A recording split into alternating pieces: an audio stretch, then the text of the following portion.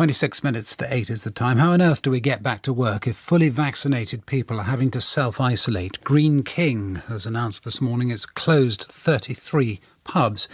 If we get 100,000 cases a day or more during the summer and Test and Trace do their work, how on earth do we keep wider industries going? The Prime Minister and the Chancellor tried, of course, to dodge the need to isolate over the weekend, but in the end they were forced to follow the rules. But do the rules make any sense?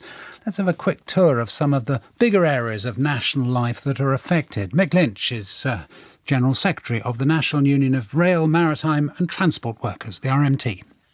We've had lots of reports of disruption. We've got problems on Northern Rail with train crew and others being pinged and alerted. And we've had a severe problem on the Metropolitan line where services had to be halted. And we're also hearing reports of Transport for Wales. And we've also heard on the bus network that there may be some depots where drivers are also being alerted. So our members are meeting the public all day, spending time amongst them, having to direct them, talk to them about their journeys, deal with these larger volumes that we're going to get. So it's a widespread and spreading problem. My name's Kate Lester and I'm CEO of Diamond Logistics, which is a UK network of fulfilment and delivery centres. As of today, we've got between 20 and 25% of our team off, so it's having an exponential impact on our business. For example, on Monday, we were due to launch a new site in Motherwell in Scotland. We're actually having to delay that launch for over a month, which deprives our new network partner of his income. And in addition to that, it deprives his clients of vital logistics services. I'm Kate Nichols. I'm Chief Executive at UK Hospitality, which is the national trade body for hospitality operators and employers. Well, the hospitality industry is already seeing acute labour shortages in parts of the country coming out of COVID as we reopen. And this is exacerbated by high levels now of staff absences as a result of the employees having to go into self-isolation as a result of being pinged from the app. It's averaging 1 in 5 hospitality workers having to self-isolate at any one time, but in certain parts of the country it's peaking at around 1 in 3. So it is a situation that is getting worse and is causing significant problems for our businesses. Mike Hawes, Chief Executive, Society of Motor Manufacturers and Traders. Most companies have been hit by staff shortages. We're aware of huge numbers self-isolating around Nissan in Sunderland, Rolls-Royce in Goodwood, Vauxhall and Luton are down to from 2 shifts instead of 3, but also in the supply chain, which is less visible. But obviously they're as exposed as anyone else to the impact that these notifications are having on the workforce. And that's a real worry because they don't have the depth of staffing levels to accommodate shortages. Potentially it's going to get worse, and it could get worse from this week. Let us focus now on one particular supermarket chain. Richard Walker is on the line, who is the Managing Director of Iceland. Good morning to you. Morning, Justin. Tell us what's going on with you this morning. We've got over 1,000 people absent due to COVID. That's the highest ever since testing began. It's about 4% of our total workforce of 30,000. In fact, we've just announced employing an additional 2,000 people on top of that to give us a deeper pool of labour because so many people are now getting pinged. What's it actually done to your shops? Well, a number of stores have had to close, and the concern is that as this thing rises exponentially, as we've just been hearing, it could get a lot worse a lot quicker. We've got a 50% increase week on week in terms of people off, and it's 400% increase compared to mid-June. God. Did you have to close shops during the depths of the pandemic?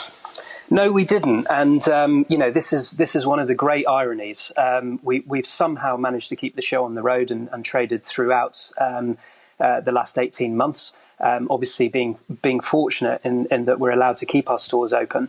But we've managed to keep the show on the road, and our frontline colleagues have been nothing short of heroic.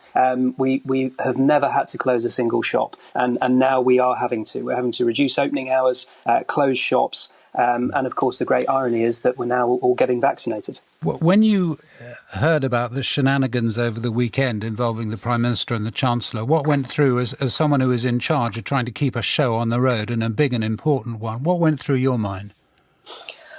I was deeply annoyed. We don't want a two-rule system, and if we do have the opportunity of this pilot, which sounds great, and let's keep moving and let's do daily tests and roll it out for everyone. The big concern here, we've got so much to be proud of as a country in our response to this virus, one of the most successful vaccine rollouts in the world. We've got the highest testing capacity in Europe, yet unfortunately we're behaving like we're in the dark days of March 2020, and we're totally squandering the massive advantages we built for ourselves. The success of business matters, and we now need a policy framework that enables business to come out of the blocks as quickly and as successfully as possible out of this pandemic, because it's only the private sector that's going to have the capacity to generate the taxes that we need to keep funding the public services and paying down this huge deficit. Just to make it clear, what you would like from the government then is to be able to have people who are fully vaccinated or who have had COVID to be able to be tested instead of having to isolate. Yeah, I think we need to, track and trace has lost its social equity. And I think we need to move to a test to release system. Whereas, if you are pinged and you can get a test to prove that you're negative, you only need lose a day or two of work as opposed to 10 days at the moment. Yeah. Well, and you were making the point earlier on, but just to reinforce it, if that doesn't happen, if we go into August like this and we have 100,000, maybe 200,000 cases a day, what happens to your business?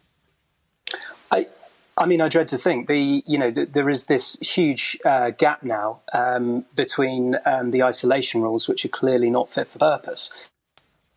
And yes, our on-shelf availability of products is the worst for quite some time. Our staffing issues, as I've told you, absences are growing exponentially. It's sort of a perfect storm, and yet we're in an industry that isn't even the worst affected. As you know, restaurants around the country are having to reduce their serving hours because they can't get the staff either. So I think it's going to be widespread for a lot of businesses. Richard Walker, Managing Director of Iceland. Thank you. And we'll be talking to the Vaccines Minister, Nadine Zahawi.